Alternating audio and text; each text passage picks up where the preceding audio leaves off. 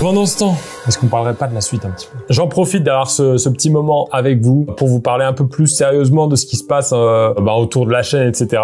Effectivement, il y a pas mal de commentaires en ce moment. Déjà, sachez que tout ce que vous dites, on le voit, on le lit parce qu'il y a toute l'équipe, on est beaucoup, on est nombreux. Là, on est combien? 7 dans la vidéo, 8 avec toi? Mais en vrai, on est 25, donc forcément, tous les commentaires que vous publiez, on voit forcément tout. Quand vous dites des trucs sympas, ça nous touche. Quand vous dites des trucs moins sympas, ça nous touche aussi. Dans les trucs moins sympas, il y a, comme d'hab, des gens qui critiquent un peu bêtement, des gens qui critiquent très justement. Et d'ailleurs, merci, parce que ça veut dire que nous, ça nous permet un peu de nous remettre en question sur certains trucs. Dans les commentaires récents, il y a eu pas mal de gens qui ont parlé de Maison Grise, des créateurs de Maison Grise, etc. Effectivement, là-dessus, je voulais juste dire un petit mot, parce qu'il y a un truc où nous, on n'a pas été bon sur la communication. C'est depuis qu'on est justement dans ces nouveaux bureaux, globalement, même si on l'a jamais dit officiellement, il y en a plein qui ont compris, Maison Grise n'existe plus en tant que collectif de créateurs. C'est un truc qu'on a créé un peu au hasard du confinement, à vrai dire. C'est-à-dire que nous, on a créé une boîte un peu avant le confinement, et le fait qu'on soit confinés, qu'on parte ensemble au confinement dans le sud-ouest que vous avez suivi, fait que on s'est pris un peu au jeu de créer un collectif de youtubeurs. On a commencé à dire Maison Grise en vidéo, alors que à la toute base, quand on a créé ça, on s'est dit avec Fred et Guillaume, on veut même pas en parler, on veut même pas que le nom Maison Grise soit connu. Et quand on est venu ici, on s'est dit on repart sur des nouvelles bases, on crée un environnement qui est plus un environnement collectif de youtubeurs et qui est plus une boîte de prod, on fait plein de trucs. Il y a plein de trucs que vous voyez pas. Je vous dis, on est à peu près 25 à vivre autour de ça, donc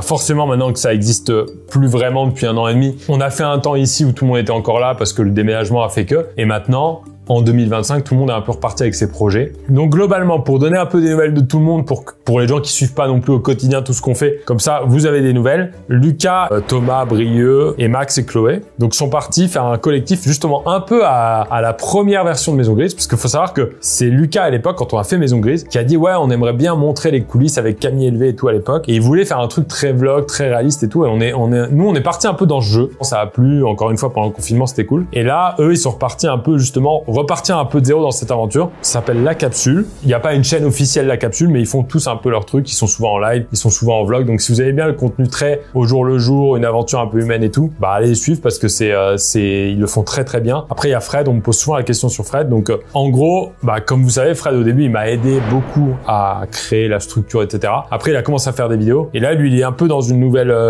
arc pour lui où il veut refaire justement un projet un peu en off comme il a fait au début de notre aventure, tout en continuant un peu ses contenus. Donc il est un peu dans un projet perso qui mène de son côté. C'est à lui d'en parler, c'est à lui de vous faire suivre le truc. Évidemment, allez le suivre à fond sur ses réseaux pour avoir des nouvelles. Et Léo, on me pose souvent la question sur Léo. Pour l'instant, c'est silence, radio, radar. Il a un projet c'est pas secret, mais c'est un projet très perso. Il se réoriente professionnellement, il a un truc en tête et il a même coupé ses réseaux. Mais voilà, c'est un truc en dehors des réseaux. C'est très cool pour lui, mais voilà. Je trouve que c'est important de vous donner des nouvelles un peu de tout le monde. Maintenant, le plus important aussi, c'est de parler un peu de la chaîne, parce que forcément, il y a beaucoup de commentaires qui disent ouais, la chaîne c'était mieux avant, il y avait une ambiance un peu plus familiale, etc.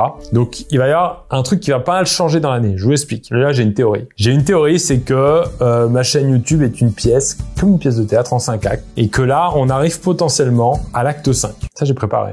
Acte 1, c'était moi tout seul à l'époque, un peu combattant, un peu je veux me faire connaître sur YouTube, je faisais des vidéos tous les jours, tous les matins, solo et tout. Après, il y a eu l'acte 2 que vous avez connu avec Ben, quand il est arrivé dans les nouveaux bureaux, dans les petits bureaux qu'on avait, etc.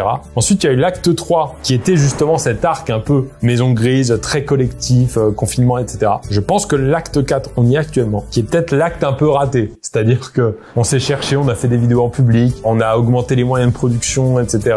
Et c'est peut-être ce qui a un peu moins plu à notre public, mais c'est en même temps normal avec 10 ans de YouTube toutes les semaines. Je crois que ma plus grosse pause sur YouTube, ça a été 15 jours max. Et là, moi, j'ai envie personnellement de commencer un nouvel acte, un nouvel arc, appelez-le comme vous voulez, qui sera plutôt vers septembre. On est en train de travailler parce que c'est un gros projet, c'est un gros truc qui va nous changer nos habitudes, qui va nous faire travailler différemment, qui est un peu un espèce de rêve d'ado, de mec qui a grandi avec justement pas YouTube et d'autres formats en tête et tout. Et j'ai envie de travailler un truc qui va vous plaire, je pense, parce que ça va être très très proche de vous. Voire, mais là je m'engage peut-être que je vais regretter ce que je dis, voire quotidien pour vous en termes de contenu. Pour vous teaser sans vous spoiler, c'est un mélange un peu entre mes concepts de chaîne principale, mais mon ambiance de chaîne secondaire. Et le but, c'est de le faire en septembre, avril, mai, juin, juillet.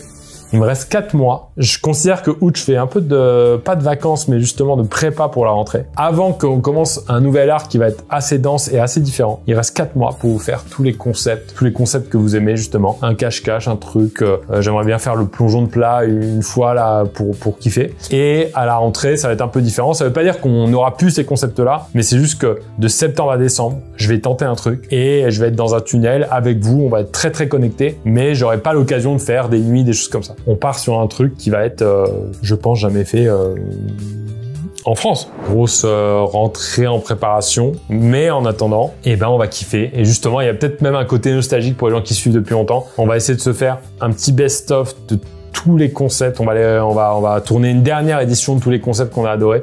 Donc n'hésitez pas à me dire en commentaire les concepts que vous voulez revoir, on va dire une dernière fois dans l'année, parce qu'après septembre, mi-septembre jusqu'à Noël, ça sera différent. J'ai assez parlé là. J'ai bien parlé.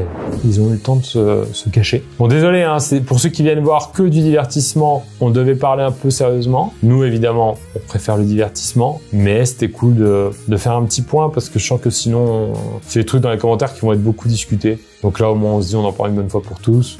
Une bonne fois pour tous. Pour toutes. Pour toutes.